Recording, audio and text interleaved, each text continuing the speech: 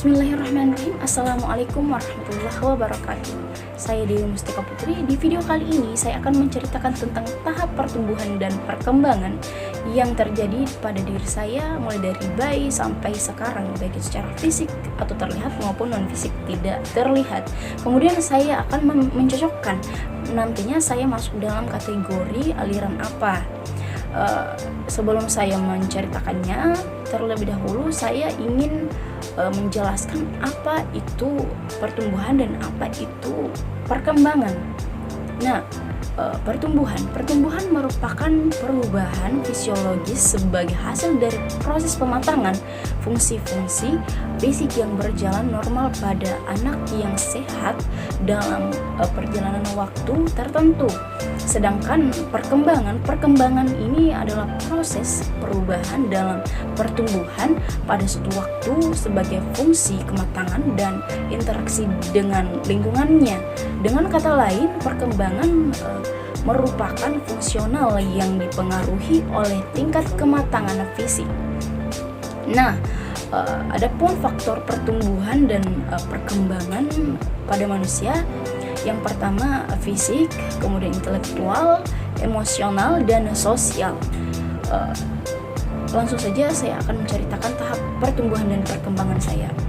Nah, mulai dari bayi. Seperti bayi pada umumnya, saya juga mengalami yang namanya hukum masa peka, di mana hukum masa peka ini bayi akan merasakan yang namanya suatu fungsi untuk berkembang dengan baik, seperti indera berbicara, penciuman, pendengaran, dan penglihatan. Dan kata mama saya, di saat saya bayi, saya lebih cepat menguasai banyak kosakata dibandingkan dengan bayi-bayi pada umumnya, katanya. Nah, kemudian saya juga mengalami yang namanya hukum eksploratif, yaitu perkembangan individu, suatu proses yang berlangsung sebagai suatu eksplorasi dan penemuan individu yang bersangkutan.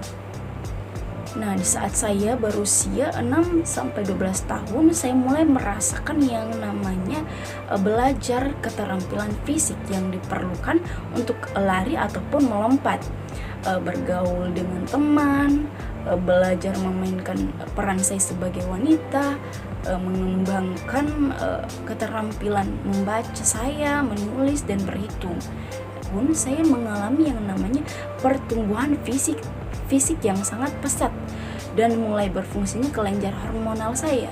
Kemudian saya mengalami yang namanya menstruasi dan mencari identitas diri saya, emotionality saya yang berimplikasi pada emosi yang tak terkontrol dan perasaan gelisah. Dan alhamdulillah kini saya berusia 19 tahun, di mana saya mencapai kematangan fisik, munculnya tanda seksual primer dan sekunder, dan saya juga lebih mempersiapkan diri untuk mencapai karir tertentu, mengembangkan keterampilan intelektual saya dan kemampuan yang saya punya.